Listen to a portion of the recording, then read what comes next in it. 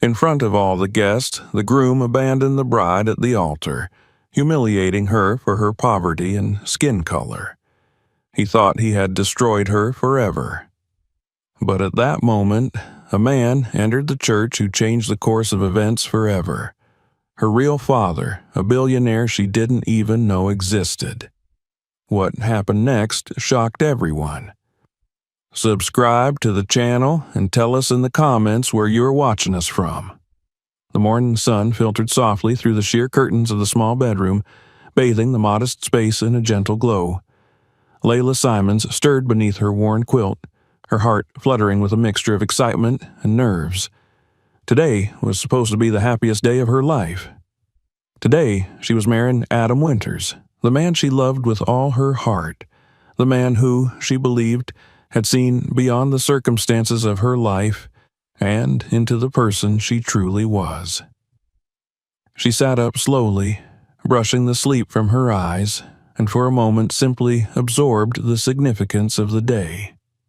The room around her was humble but filled with warmth.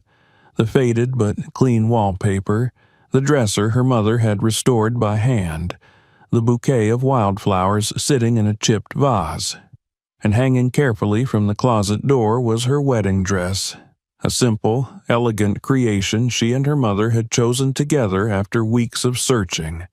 It wasn't designer or dripping with luxury, but it was beautiful in its own right, just like Layla herself. She swung her feet onto the floor and padded across the room to stand before the dress, trailing her fingers reverently along the delicate lace. Her mother, Elaine Simons, knocked softly and peeked inside. "Morning, baby," Elaine said, her voice already thick with emotion. She stepped into the room, carrying a tray with toast and tea, setting it down carefully on the nightstand.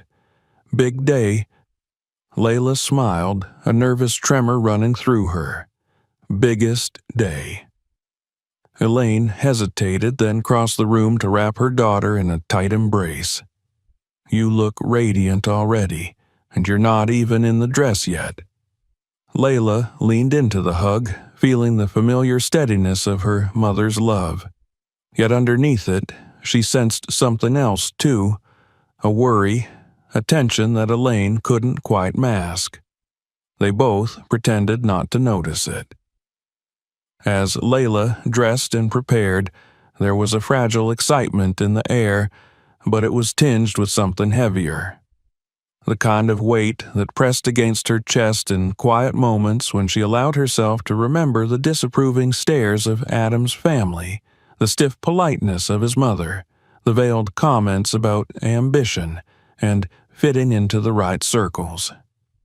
It didn't matter, she told herself. Love conquered everything. The car ride to the church was a blur of sunlight and nerves. Elaine sat beside her in the small rented sedan, smoothing imaginary wrinkles from her own simple blue dress. Layla stared out the window, watching the city pass by in a haze of emotion. "You sure you're ready for this?" Elaine asked quietly at one point, her hand finding Layla's. Layla squeezed back. "I love him, Mama. That's all that matters." Elaine didn't argue, but her lips pressed into a thin line and her eyes grew distant. When they arrived at the church, Layla's breath caught in her throat. St. Augustine's Cathedral was grander than any place she had ever imagined marrying in. High stone arches stretched toward the heavens, stained glass windows throwing brilliant colors across the gleaming marble floor. Expensive flower arrangements adorned every pew, and a string quartet tuned their instruments softly near the altar. Guests milled about outside in polished suits and designer dresses. Almost all of them were strangers to Layla. Pale faces turned toward her, assessing, measuring. She caught snippets of conversations, murmurs about her background, subtle comments about how well she had cleaned up. Elaine helped Layla from the car, and for a moment they stood together, two figures dwarfed by the grandeur around them. "You are beautiful," Elaine said fiercely, adjusting Layla's veil with shaken hands. Inside, as she waited in the bridal room, Layla tried to calm herself.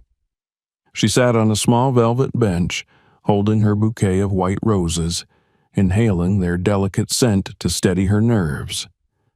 Through the thin door, she could hear footsteps, low voices, the shifting energy of the congregation finding their places. Time seemed to stretch and contract. Zoe, her best friend and only bridesmaid, peeked in to check on her, offering an encouraging smile. "They're ready when you are," Zoe said. Her voice, usually so confident, was uncharacteristically soft. Layla rose to her feet, smoothing the front of her dress, and nodded. "Let's do this." The music swelled as she stepped into the nave. Every head turned. The sunlight pouring through the stained glass bathed her in a cascade of colors as she made her way down the aisle. She spotted Adam at the altar, tall and handsome in his tailored tuxedo, hands clasped loosely in front of him. For a moment, her nerves abated. This was it. They would be together, and nothing else mattered. Yet, as she approached, something in Adam's face struck her. His smile was strained. His eyes flickered past her, toward the pews, where his mother sat ramrod straight, her expression severe. His father leaned over, whispering something in her ear. Adam shifted uncomfortably. Layla's heart skipped a beat, but she forced herself to keep moving forward. When she reached the altar, Adam took her hand mechanically. His skin was clammy against hers. The pastor smiled warmly at them and began to speak, his words echoing through the vast space. "Dearly beloved, we are gathered here today to witness the union of Adam Winters and Layla Simons in holy matrimony." Layla barely heard the words. All she could hear was the roaring of her own pulse. She squeezed Adam's hand, seeking reassurance. He didn't squeeze back. The ceremony moved forward, but Adam seemed more distant with each passing moment. His jaw tightened. His gaze darted toward his parents. Layla followed his line of sight and caught his mother's disapproving frown. The pastor turned to Adam. "Adam, do you take Layla to be your lawfully wedded wife?" Adam pulled his hand away. A murmur rippled through the church. He began, then cleared his throat. His voice was suddenly loud, too loud, reverberating through the vaulted ceiling. "I can't do this." A gasp swept the congregation like a wave. Layla froze, staring at him in disbelief. Adam stepped back, putting distance between them. His expression shifted, cool, detached, almost smug. "I can't marry you, Layla," he said, each word deliberate. "You're not right for this family. You don't belong here." The words fell like blows, each one more painful than the last. You're too different," he continued, his voice sharp with cruel emphasis. "You come from nothing. This," he gestured grandly to the church, the guest, the ceremony, "this life isn't meant for someone like you." Layla stood rooted to the spot, the bouquet slipping from her fingers and hitting the marble floor with a soft thud. Her vision blurred. Somewhere in the crowd, someone laughed. Short, ugly, quickly stifled. Elaine gasped audibly, her hands covering her mouth in horror. Zoe looked as if she might rush forward, but was held back by the stunned etiquette of the gathering. Adam turned his back on her and walked away, each step echoing loudly in the stunned silence. Layla couldn't breathe. She couldn't move. The humiliation was complete. Everything she had hoped for, dreamed of, fought for, shattered in an instant. The pastor cleared his throat awkwardly, clearly at a loss. Guests began to murmur louder now, some whispering, some openly gossiping. Phones appeared in hands ready to capture the spectacle. Layla's knees wobbled. The Colors from the stained glass windows spun dizzily around her. She was drowning in a sea of judgment, of pity, of betrayal, and no one moved to help her. The dream was over. The life she had imagined collapsed around her like a crumbling cathedral.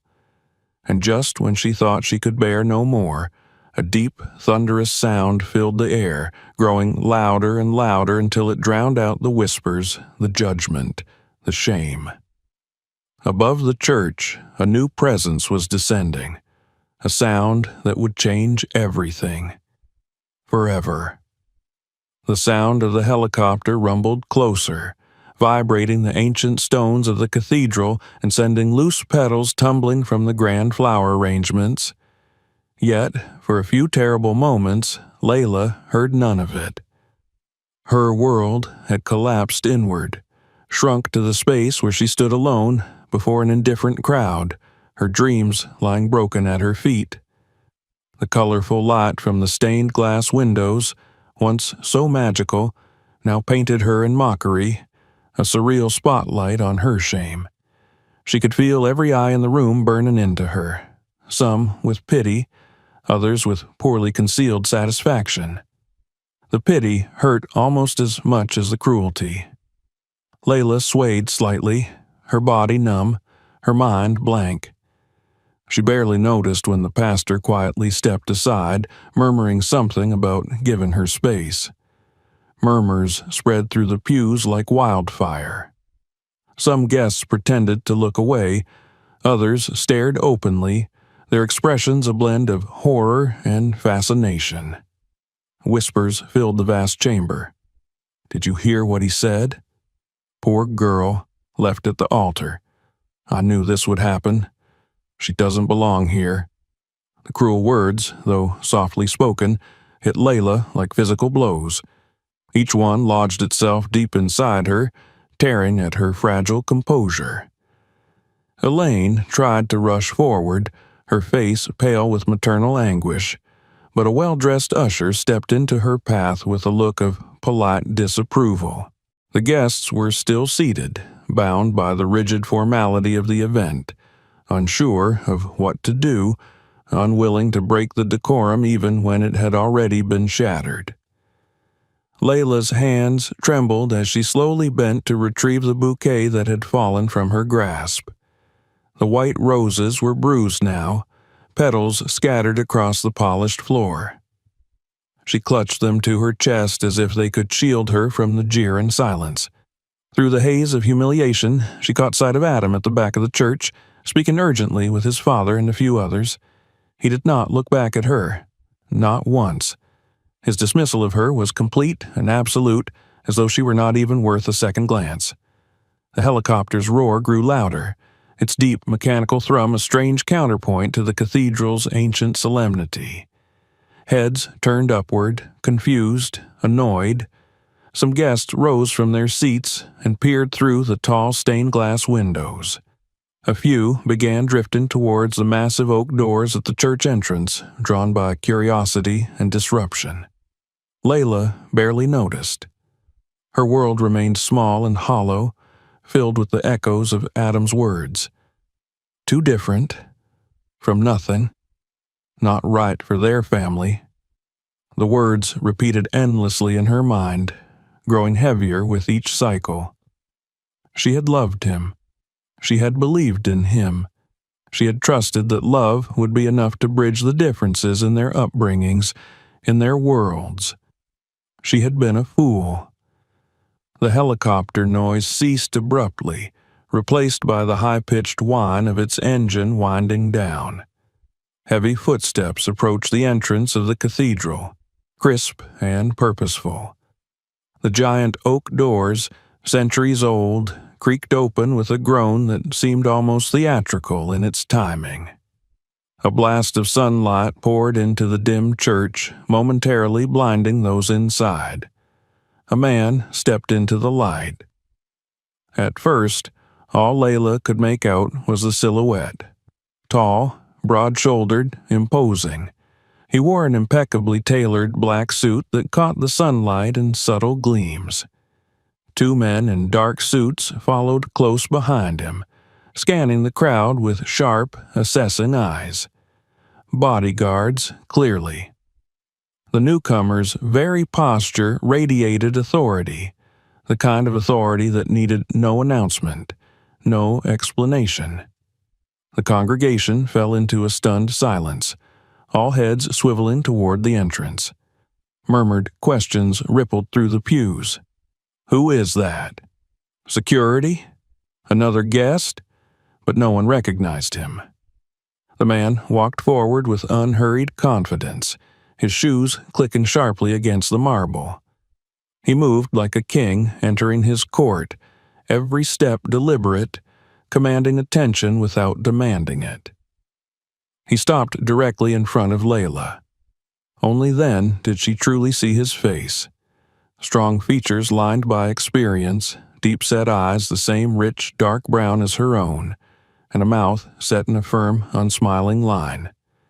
His hair, cut close to his scalp, was silver at the temples, adding to his air of gravitas. He looked at her and something in his eyes softened, a flash of emotion so raw that it pierced through Layla's numbness. Layla Simons, he said, his voice deep and resonant, carrying effortlessly to every corner of the cathedral. My daughter. The words struck the congregation like a lightning bolt. Gasps echoed off the stone walls. Chairs scraped against the floor as people shifted, craning their necks to see better. Adam, halfway out the side door, froze in place, turning back with wide, disbelieving eyes. Layla stared at the man, utterly bewildered. Her mind refused to process what she was hearing. My daughter. She opened her mouth, but no words came out. Elaine, tears streaming down her face, finally broke through the frozen crowd. She ran to Layla's side, taking her hand in a trembling grip. I'm sorry, she whispered hoarsely. I should have told you. I should have told you everything. Layla turned to her mother, her heart pounding painfully against her ribs. Mama, who is he? Elaine looked up at the man, her expression filled with guilt, fear, and something else, hope. That's Caleb Moore, she said in a shaken voice. Your father. Another collective gasp filled the cathedral. The name spread among the guests like wildfire, whispered from mouth to mouth. Caleb Moore. Even Layla, sheltered from the world of wealth and power, recognized the name. A titan of industry, a billionaire, a man whose business empire stretched across continents, a man whose influence was felt in politics, technology, finance.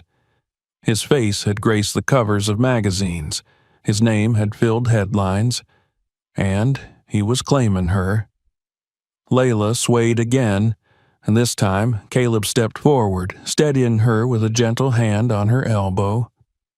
I'm sorry it took me so long to find you, he said quietly, the steel in his voice tempered now with unmistakable tenderness.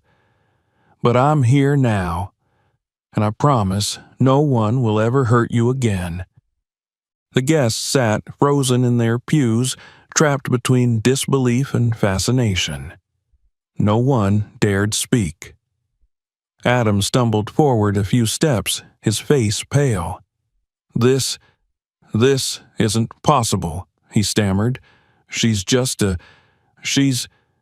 Caleb's head turned slowly toward him, and in that moment, Adam shrank back visibly, as if physically struck by the force of the older man's gaze. You dared to humiliate my daughter, Caleb said, his voice low but filled with a power that resonated like a distant drum. You dared to treat her as less than nothing. He paused, letting the weight of his words sink in. You and your family will regret that choice.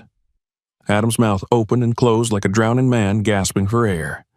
Caleb turned back to Layla, his expression softening once more. You don't have to stay here, he said. Come with me.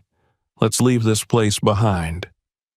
Layla hesitated for one agonizing moment. still paralyzed by the surreal, dreamlike quality of everything happening around her. Then she looked around the cathedral, the cold faces, the judgment, the contempt, and felt a wave of revulsion rise in her chest. She looked at Caleb, at the strength and sincerity in his eyes. And she made her decision. She dropped the crushed bouquet on the marble floor and took his outstretched hand. The doors swung open again as they exited, father and daughter walking side by side into the bright sunlight. Behind them, the cathedral dissolved into chaos, and high above, the helicopter waited. The future waited. A new beginning was unfolding, born not of shame, but of something stronger. Pride, love, and power that no one in that hateful room could ever take away from her again. The sun blazed overhead as Layla stepped out of the cathedral into a world that felt almost too bright, too loud after the heavy, suffocating darkness inside. The marble steps radiated heat through the thin soles of her satin shoes, and the helicopter loomed just beyond the gates, its rotors slowing but still slicing the air with rhythmic, heavy beats that seemed to reverberate through her very bones. Caleb Moore never once let go of her hand as they crossed the threshold together, the towering oak doors swinging shut behind them with a final, thunderous boom, as if sealing away the humiliation and betrayal she was leaving behind. Layla could hear the commotion beginning to build within the church. Shouted questions, angry exclamations, the shrill wail of someone trying to reassert control. But she refused to look back. Whatever life she had imagined within those walls had crumbled the moment Adam had thrown her away like something used and unworthy. The men flanking Caleb, bodyguards she now understood with detached clarity, moved ahead, clearing a path through the stunned onlookers who had spilled out of the church in pursuit of the spectacle. Cameras flashed, voices clamored for attention, but none dared to approach too closely. The raw authority emanating from Caleb was as palpable as the summer heat. They reached the helicopter, where a uniformed pilot was waiting beside the open door. The machine itself was a gleaming vision of black and gold, sleek and unmistakably expensive, its polished surfaces gleaming in the sunlight. Caleb turned to Layla with a question in his eyes, not pressuring her but offering. Layla hesitated only a second. Her heart was hammering, her mind spinning with too many questions, too much shock to fully process. But instinct, the same instinct that had made her survive a lifetime of small slights, silent judgments, and quiet dismissals, told her she had to leave now, had to seize the chance being offered to her. She nodded. Caleb helped her into the cabin, his touch careful and respectful, as though she might break. The door swung shut behind them with a soft, solid thud, cutting off the noise of the outside world. Within the cocoon of the helicopter, there was a strange kind of silence, broken only by the muffled whine of the slowing engines. Layla buckled her seatbelt automatically, her hands trembling slightly. The cabin was luxurious without being ostentatious, smooth leather seats, dark wood accents, discreet touches of gold. Caleb sat across from her, his posture composed, his gaze unwavering. The engines roared to life again, and the helicopter lifted off, a smooth, powerful ascent that pressed Layla back against her seat. She watched through the window as the church grew smaller, the colorful stained glass winking in the sunlight, the crowd of guests scattering like ants. She turned away from the window, her throat tight. For several minutes, neither she nor Caleb spoke. The thrum of the rotors filled the space between them, vibrating up through her feet, her spine, her chest. She clutched the fabric of her dress in her fists, trying to anchor herself, to find something solid in a world that had shifted too fast beneath her feet. Finally, Caleb spoke, "I know this is overwhelming," he said, his voice deep and calm. I wish it could have happened differently. But I'm here now. And I promise you, Layla, I'm not going anywhere." She swallowed hard. There were so many things she wanted to say, but the words tangled in her throat. "Why?" she whispered at last, her voice hoarse. "Why today? Why now?" Caleb's expression softened, the lines around his mouth and eyes deepening. "I've been looking for you for years," he said, "ever since I realized that your mother had disappeared with you. I hired investigators. I searched every lead. For a long time, I thought I would never find you. And then, just a few days ago, I received confirmation. A name, a location, a wedding announcement." He leaned forward slightly, his hands clasped loosely between his knees. "I knew I had to come. I couldn't miss the chance. Even if it meant interrupting your wedding." Layla stared at him, a painful lump forming in her chest. "You knew I was getting married," she said, her voice shaking. "And you still came?" "I didn't come to stop it," Caleb said quietly. "I came to see you, to finally meet you. But when I arrived, when I saw what was happening, I couldn't stand by and do nothing." Layla pressed her hand to her mouth, overwhelmed by the enormity of it all. All her life, she had imagined her absent father in vague, shadowy terms. Someone who had left, someone who had not wanted her. She had never dared hope for anything more. And yet, here he was, flesh and blood, powerful and real, looking at her with something that could only be described as pride and sorrow. Tears burned behind her eyes. I thought I wasn't good enough," she whispered. Caleb's face tightened, anguish flashing in his dark eyes. "You are more than enough," he said fiercely. "You always have been." The helicopter banked gently, changing course. Layla realized dimly that they were no longer flying over the city. Below them, the landscape stretched out in shades of green and gold, rolling fields, winding rivers, small towns shrinking into the distance. "Where are we going?" she asked, her voice small. "Somewhere private," Caleb said. "Somewhere we can talk. Somewhere safe." The words safe resonated deep within her. She closed her eyes for a moment, letting the steady thrum of the helicopter wash over her, trying to gather her scattered thoughts. She thought of Adam, of the way he had looked at her as if she were something to be ashamed of, something beneath him. She thought of his family, their polished cruelty, their whispered contempt. She thought of the pitying looks of the guests, the sharp, satisfied smiles that some had worn. And she thought of Caleb, standing there in the doorway of the church, defying them all, reaching out to her without hesitation or shame. The contrast was almost too much to bear. When she opened her eyes again, Caleb was still watching her, his expression unreadable but intense. "I know this is a lot," he said again, his voice gentler now, "and I don't expect you to trust me overnight. But I hope you'll give me a chance to be part of your life." Layla stared at him, her heart aching with too many emotions to name. Part of her wanted to retreat, to protect herself, to hide from the enormity of everything that had just happened.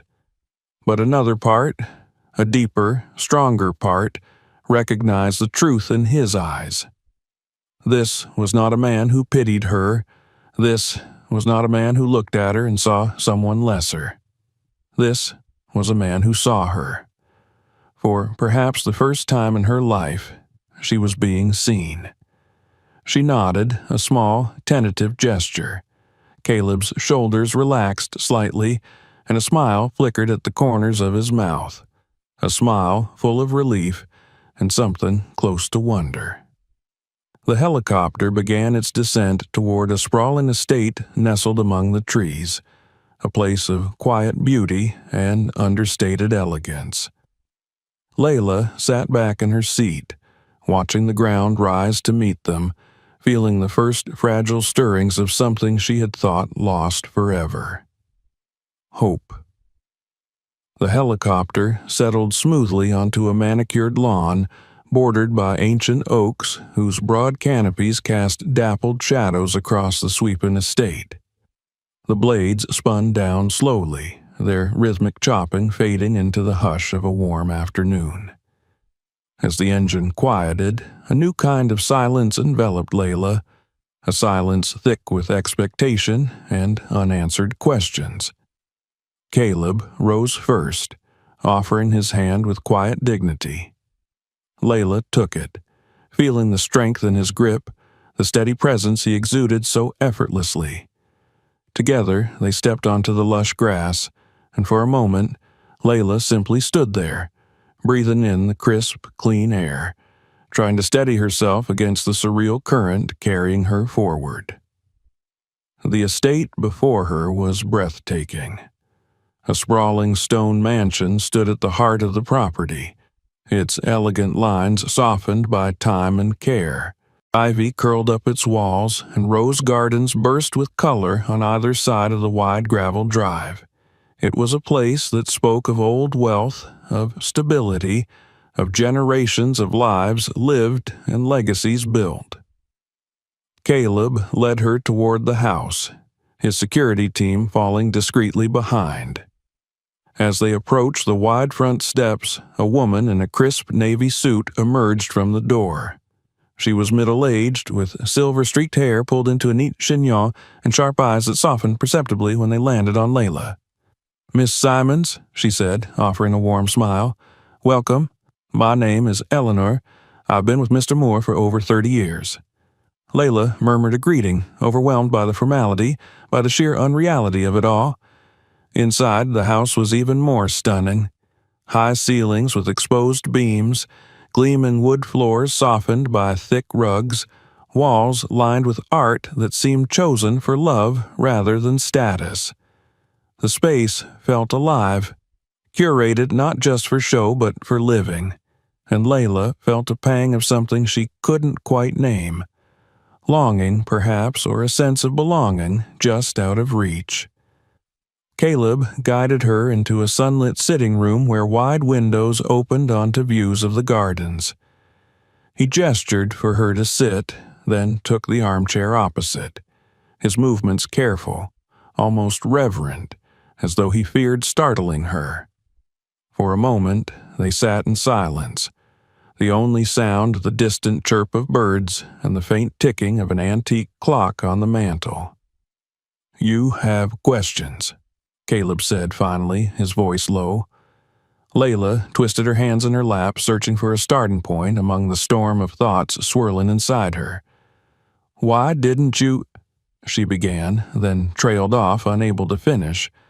"Why didn't I find you sooner?" Caleb supplied gently. He sighed, leaning back in his chair. "The truth is complicated, Layla, and painful." He told her then about how he had met her mother, how a young, ambitious man building his empire had fallen in love with a bright, passionate woman who grounded him in a way nothing else ever had, how their whirlwind romance had led to marriage and to Layla's birth, how the demands of his growing business had pulled him away more and more, until the strain became too much. "Your mother wanted me to slow down," he said, his voice roughening with the memory. "She wanted me to be there for you, for her, and I was foolish. I thought I was building a future for us, but I was really leaving you behind." His eyes darkened with regret. "When she left," he continued, "she didn't just leave the city, she disappeared completely, changed your names, cut all ties. I searched, God knows I searched, but it was like chasing smoke. Every lead went cold." Layla listened, her heart aching, imagining her mother's fear, her loneliness, the weight of the decisions she must have carried for years. I never stopped looking, Caleb said, his voice fierce now. Never. Even when everyone told me to move on. Even when they said it was hopeless. A lump rose in Layla's throat. She believed him. In her gut, she knew he spoke the truth. And then, Caleb said, a faint smile touching his lips, a wedding announcement. A chance mention in the society column. Your name, your photograph. He paused, studying her face as if memorizing every detail. I saw you, he said simply. And I knew. Tears blurred Layla's vision. She blinked them away angrily, unwilling to appear weak, but Caleb's expression was so open, so filled with aching pride, that she felt her defenses crumbling. You came, she whispered. I would have walked through fire to get to you, he said. They sat for a long moment in a fragile, tentative peace, the first tentative strands of connection weaving between them. But peace was a luxury they could not yet afford. There was still the matter of what had happened at the church. Layla drew a shaky breath, gathering her courage.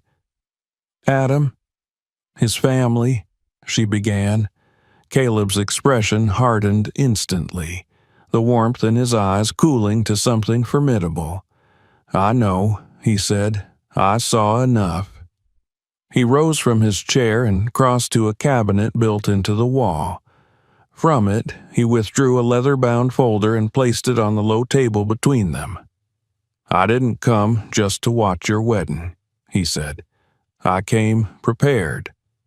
Layla frowned, confused, as Caleb opened the folder to reveal a series of documents.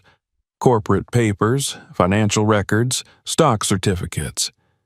You see, Caleb said, his voice like iron wrapped in velvet. The Winters family isn't as untouchable as they like to believe. Much of their fortune is tied up in ventures that rely on silent partners, investors who prefer to remain in the shadows. He tapped a page with one blunt finger. I am their largest silent partner, he said. I hold control and interests in several of their key businesses under different corporate entities. They never knew. Layla stared, trying to grasp the implications. And now, Caleb continued, his eyes gleaming with grim satisfaction, I intend to exercise those rights. He sat back, watching her absorb this revelation. What they did to you today, he said, his voice soft but deadly, they will pay for. Not in anger, not in violence, but in the language they understand best. Power, control, consequences. Layla felt the first real spark of something fierce ignite inside her, not vengeance, but a deep, primal sense of justice. For every snide comment she had endured, every judgmental glance, every moment of feeling lesser, this was not about retribution. This was about reclaiming dignity, about refusing to be made small. Caleb closed the folder with a decisive snap. I don't want you to be afraid, he said. You have nothing to fear anymore. You're not alone. Layla nodded slowly, her heart swelling with a complicated mix of emotions. Gratitude, sadness, hope, and beneath it all, a growing determination. She would not let this break her. She would rise from it stronger than before. Outside, the sun dipped lower in the sky, casting long shadows across the garden. Somewhere, deep within the house, a clock chimed the hour, a rich, resonant sound that seemed to echo the quiet rebirth unfolding in the sun-drenched room. Layla looked at Caleb, really looked at him, and for the first time allowed herself to believe. She had a father, and she had a future. It would not be the future she had planned, but perhaps it would be something better, something built not on illusions but on truth and strength. And she would meet it not with fear, but with the fierce, unbreakable spirit that had carried her this far. Together they would face whatever came next. Together they would begin again. The soft chime of the clock faded into silence, leaving Layla and Caleb alone in the sitting room, the weight of the future pressing against them like a gathering storm. The light outside had shifted, casting the room in a honeyed glow that deepened the rich colors of the wood and fabric around them. Yet there was no comfort to be found in the beauty of their surroundings. Not now. Not when decisions were being made that would ripple outward into the lives of so many. Caleb leaned forward once more, his hands steepled beneath his chin, his gaze steady and calculating.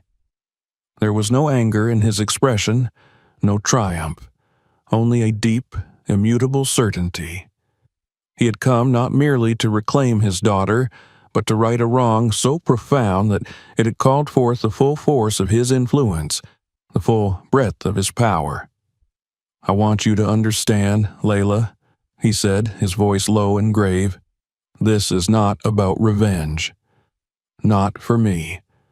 And it shouldn't be for you. This is about setting things right."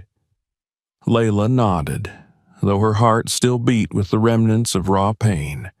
She understood, at least in part. What had been done to her was not a private slight to be forgiven quietly and tucked away. It had been a public act of humiliation, one designed to diminish her, to strip her of dignity. It demanded a response not for the sake of pride alone, but for the sake of all the silent battles she had fought and endured her whole life.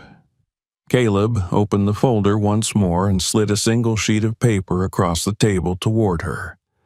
Layla leaned in, scanning the neat, brutal language of a corporate resolution that would strip the Winters family of their titles, their access, their holdings. It was clinical, efficient, devastating. "They think they own the world," Caleb said softly. "They believe themselves untouchable because they hide their power behind old names and polished smiles. They believe money grants them immunity from decency." Layla looked up at him, her throat tight. "And you?" she asked. Caleb's smile was brief and humorless. "I have more money than they ever dreamed of," he said, "but I never forgot where I came from, or what money cannot buy." He paused, letting the silence settle between them. "You?" he said, his voice softer now. "They looked at you and saw nothing. I look at you and see everything." Tears pricked at the corners of Layla's eyes again, but she blinked them back fiercely. There would be time enough for tears later. Now she needed clarity. "What happens next?" she asked. Caleb's expression sharpened. "Tonight," he said, "we file motions to call an emergency meeting of the Winters Board. By the time the sun rises tomorrow, the family will know they are no longer in control. Their accounts will be frozen, their authority revoked, their influence dismantled." Layla swallowed hard. It was a breathtaking level of power to wield, and she could see the danger of it as clearly as she could see its necessity. "Will it hurt other people?" she asked quietly. "People who work for them?" Caleb's eyes softened, and he gave a slight nod of respect at the question. "I'll ensure the businesses continue to operate," he said. "The employees will be protected. Only the ones who allowed rot to fester will fall." Layla nodded slowly. It was a small comfort, but an important one. A soft knock interrupted them. Eleanor entered, her expression composed but her eyes glittering with excitement. "Everything is in place," she said. "The legal teams are standing by. The notifications will go out at midnight." Caleb inclined his head. "Thank you, Eleanor." The older woman hesitated, then crossed the room to Layla. "I hope you know," she said quietly, "what a remarkable thing you're about to do." Layla managed a small, uncertain smile. She didn't feel remarkable. She felt raw and exposed, like a nerve laid bare, but somewhere deep inside a tiny spark of strength was beginning to glow. Caleb rose to his feet, and Layla followed. Together they moved through the house to a small study lined with dark bookshelves and heavy drapes. A conference call was already in progress, a dozen faces flickering to life on a large screen at the end of the room. Attorneys, corporate officers, private security consultants, all of them awaiting Caleb's command. He introduced Layla simply as his daughter. There was a moment of stunned silence, but no one dared voice a question. The message was clear. She was not merely a guest, she was the future. Layla sat beside Caleb, listening as he issued directives with quiet authority. Watching him work was like watching a master chess player move his pieces into place, each move calculated 3 steps ahead. Every hesitation was anticipated, every defense countered before it could be raised. By the time the call ended, the first stages of the plan were already in motion. Layla leaned back in her chair, feeling both exhilarated and exhausted. "You make it look easy," she said. Caleb smiled faintly. "It's never easy," he said, "but it's necessary." He rose and crossed to the bar in the corner, pouring 2 glasses of water. He handed one to her. "You don't have to watch if you don't want to," he said. "You've already endured enough." Layla shook her head. She needed to see it through, to understand fully what was happening.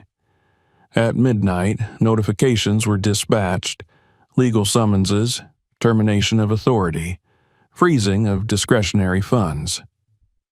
The carefully constructed facade of the Winters empire began to crack. Across town, at the Winters estate, panic must have been spreading like wildfire. Phones would be ringing off the hook, attorneys scrambling, damage control teams mobilizing, but none of it would matter. The foundation was already crumbling. Layla sat in the study, watching the reports come in, the reality of what they were doing settling heavily on her shoulders. She was not naive. She knew there would be backlash. There would be whispers, accusations, perhaps even public scandals. But none of it could outweigh the knowledge that for once, the scales of justice had tilted in favor of the right. As the first light of dawn crept over the horizon, painting the sky in shades of pale gold and soft rose, Caleb turned to her. "It's done," he said. Layla nodded, too overwhelmed to speak. She stood slowly and crossed to the window, looking out over the estate. The gardens gleamed with dew. The world looked fresh, new, full of possibility. Behind her, Caleb watched with a father's pride. "You have a choice, Layla," he said. "You can leave it here. Let the old world fall and build your own path. Or you can take your place fully and help shape what comes next." Layla turned back to him, her heart steady now, her gaze clear. "I want to build," she said. Caleb smiled, a true, unguarded smile that lit his face with warmth. "Then we'll build," he said, "together." And for the first time, Layla believed it, not just in him, but in herself.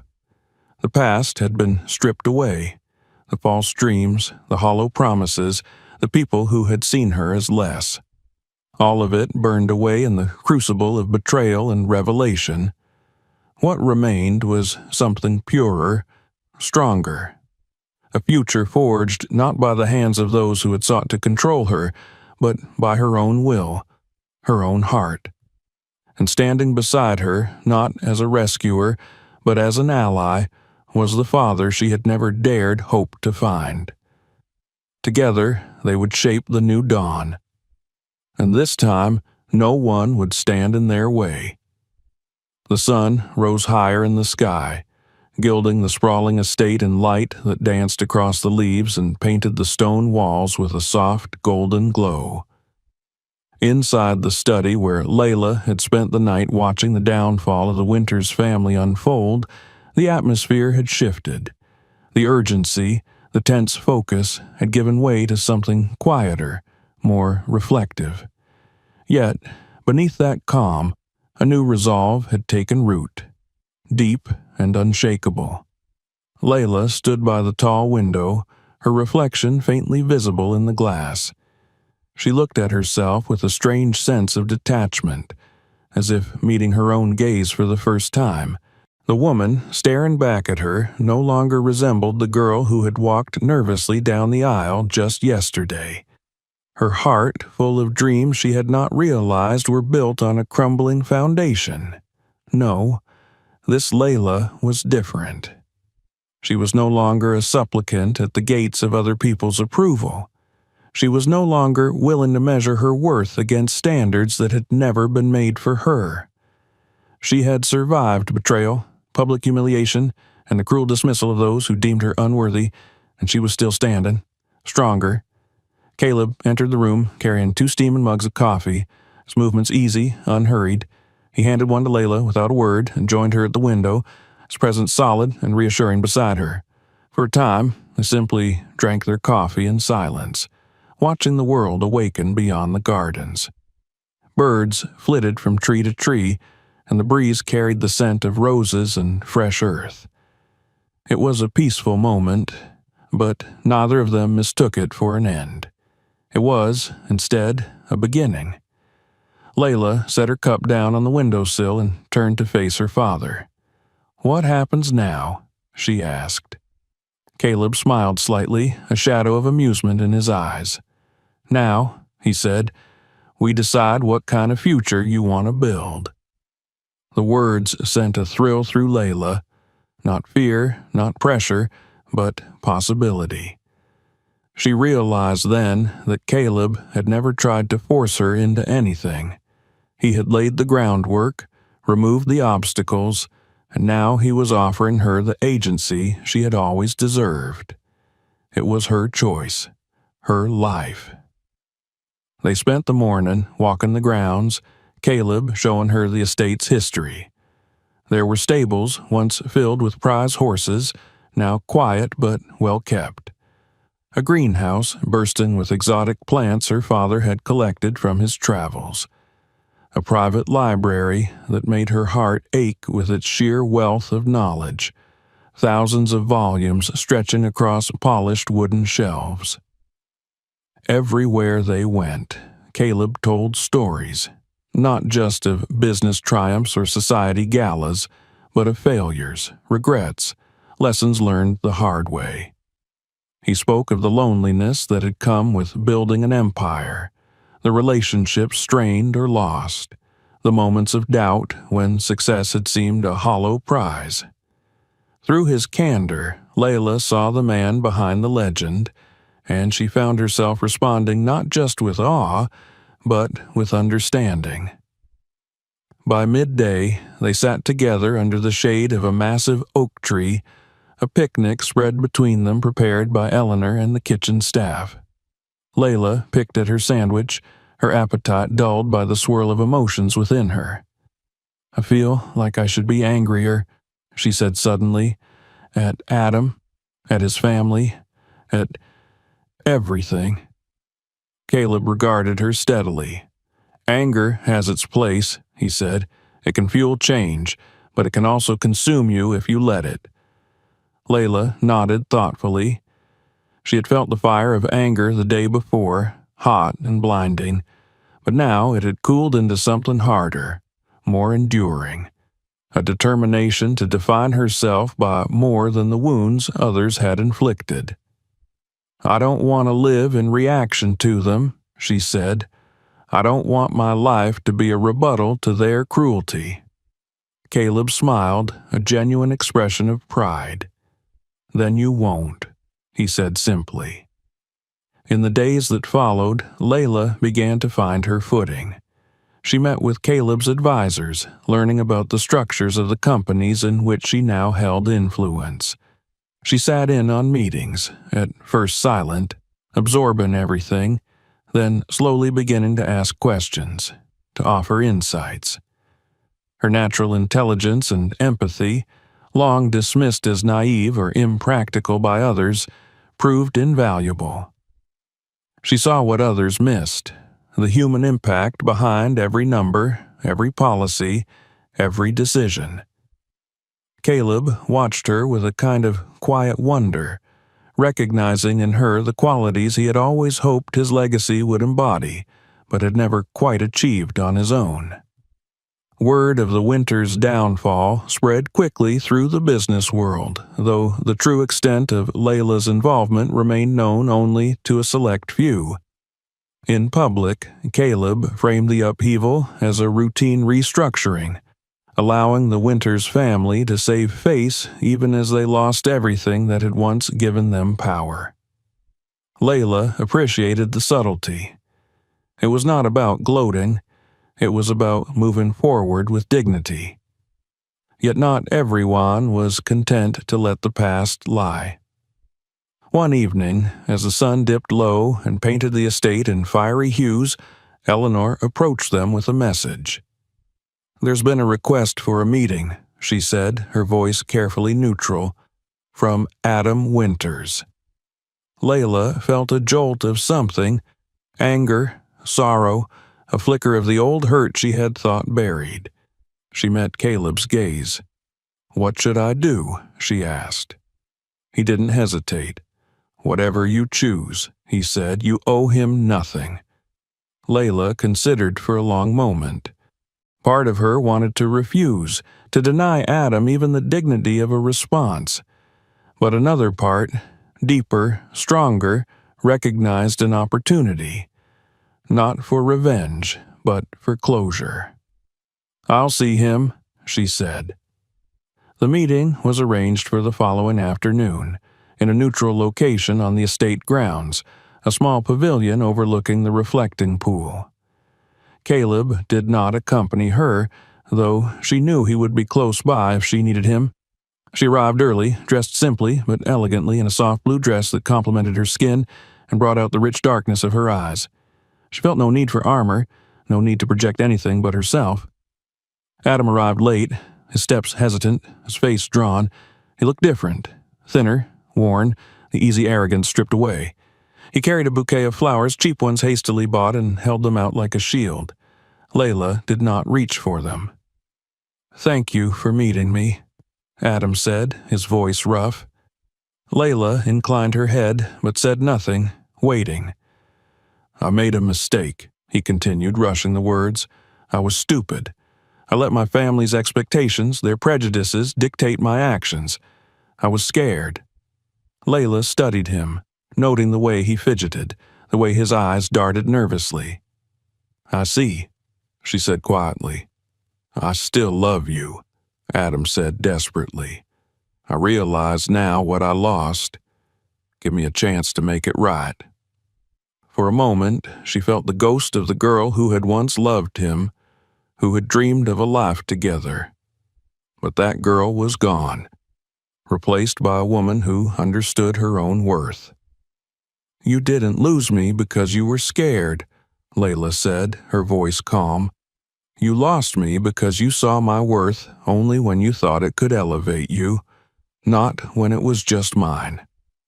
Adam flinched as if struck. "I'm sorry," he whispered. "I hope you find your way," Layla said gently but firmly. "But you won't find it with me." She turned and walked away, her steps steady, her heart lighter with each one. She did not look back. Later that evening, as the stars blanketed the sky and the estate lights glowed warmly in the dark, Layla sat with Caleb on the terrace sipping tea. "You did well," he said simply. Layla smiled, feeling a deep sense of peace settle over her. "I feel free," she said. Caleb nodded. "You are," he said, "and you always were. You just had to see it for yourself."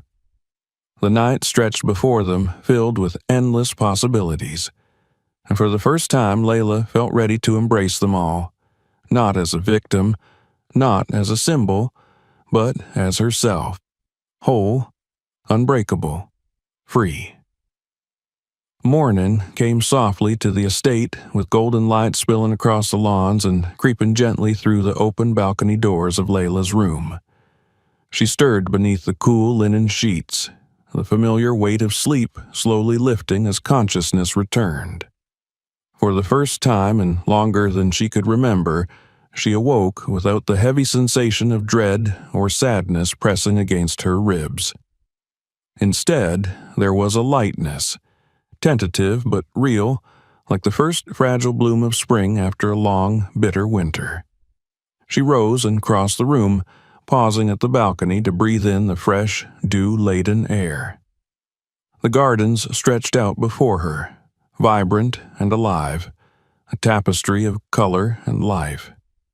Beyond them, the world waited, a world no longer filled with insurmountable barriers and silent judgments, but with open roads and uncharted possibilities. Behind her, on a side table, lay a stack of documents Eleanor had delivered late the night before. Legal papers, trust declarations, business proposals. Caleb had not pressured her to review them immediately. He had simply said, in that calm, unwavering voice of his, that they were hers to consider when she was ready. Today, she thought, she would be ready. After a quick shower, she dressed in simple clothes, a soft white blouse and tailored pants, and made her way downstairs, her steps light, her heart steady. She found Caleb already in the sunroom, seated with a tablet in one hand and a coffee in the other. When he saw her, he set them aside and rose, a warm smile touching his face. "Good morning," he said. "Good morning," she replied, crossing the room to join him. They ate breakfast together, a quiet, companionable meal filled with easy conversation. Caleb asked about her interests, her dreams, her thoughts for the future, not with the pointed precision of a businessman seeking an heir, but with the genuine curiosity of a father eager to know his daughter. Afterward, they walked the grounds once more, this time with no agenda other than to enjoy the day. The late spring air was thick with the scent of wisteria and honeysuckle, and the gravel paths crunched pleasantly beneath their shoes. Caleb showed her the orchard where he had once dreamed of retiring, the small pond where he had taught himself patience by learning to fish, the quiet grove where he went to think when the burdens of the world became too heavy. Layla listened, asked questions, shared stories of her own, small things, memories of childhood, of teaching, of dreams once nurtured in secret. As the morning wore on, a fragile but real bond began to weave itself between them, stronger than blood alone, built on shared moments and the tentative offering of trust. When they returned to the house, Eleanor was waiting with news. "The Winters family has requested a formal meeting," she said. "They wish to discuss terms." Caleb arched an eyebrow but made no comment. He looked at Layla instead, letting her see that the decision was hers. She thought for a moment, then shook her head. "I have nothing to say to them," she said. Caleb nodded approvingly. "Very well," Eleanor said, and with a few efficient taps on her tablet, the matter was closed. Layla felt a sense of finality settle over her. A chapter ended, a door closed with deliberate finality. She had no desire to linger in the ruins of what might have been. The past had no claim on her now. Instead, she turned her attention to the future. That afternoon, Caleb invited her into his private office, a room lined with dark wood and heavy books, the air faintly scented with leather and old paper. On the massive desk before him lay several folders, each carefully labeled. "This is what I built," he said quietly, gesturing to them.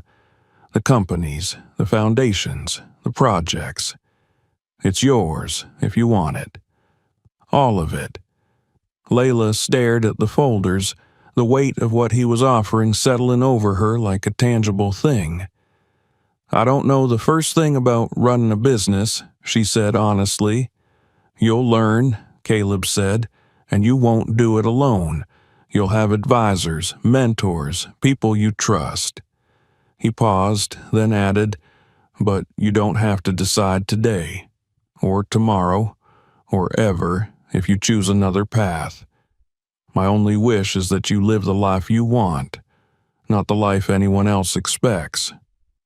The sincerity in his voice moved her more than any grand gesture could have. He wasn't trying to mold her into an heir. He was offering her freedom. She stepped forward and placed a hand lightly on one of the folders. "I want to learn," she said. Caleb smiled, a slow, proud smile that reached his eyes. "Then we'll begin together," he said. Over the following weeks, Layla immersed herself in learning. She met with Caleb's key executives, shadowed meetings, asked questions that revealed her keen instincts and sharp intelligence. She spent hours in the library studying finance, economics, philanthropy. It was daunting, often overwhelming, but she approached it with the quiet determination that had seen her through every other challenge in her life. Slowly, she began to see where she could make a difference, not by mimicking Caleb's methods, but by forging her own style. She had a natural gift for seeing the human side of business, for balancing profit with purpose. Under her influence, new initiatives began to take shape. Programs supporting education, healthcare, community development. Caleb watched with a pride he could barely contain, stepping back just enough to let her shine. Not everyone welcomed her ascendancy. There were murmurs, resistance from those who had grown comfortable in the old ways, who saw in her youth and compassion a threat to their entrenched power. But Layla met their skepticism with quiet resolve, winning allies not through force or fear, but through vision and authenticity. She was not Caleb Moore. She was Layla Simons, and she would build a future in her own image. One evening, after a particularly grueling series of meetings, Layla returned to the estate to find Caleb waiting on the terrace, a bottle of wine and 2 glasses set between them. He rose as she approached, his face alight with pride. "You were extraordinary today," he said simply. Layla laughed softly, sinking into the chair beside him. "I was terrified," she admitted. "Good," Caleb said, pouring the wine. "It means you care."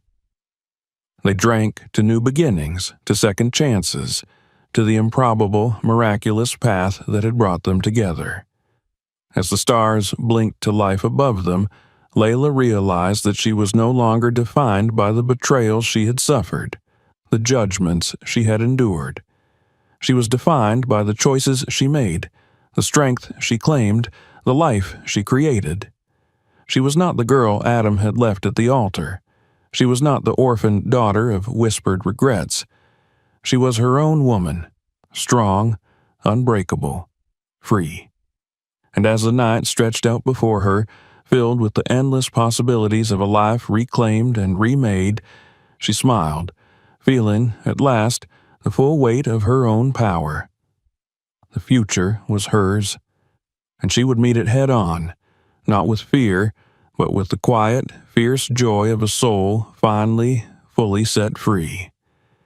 The new beginning had already begun, and this time it belonged entirely to her. If you enjoyed this story, don't forget to subscribe to the channel for more. Make sure to watch the next and other videos for more incredible journeys. And if this story moved you, share it with someone who would appreciate it too. Thank you for watching.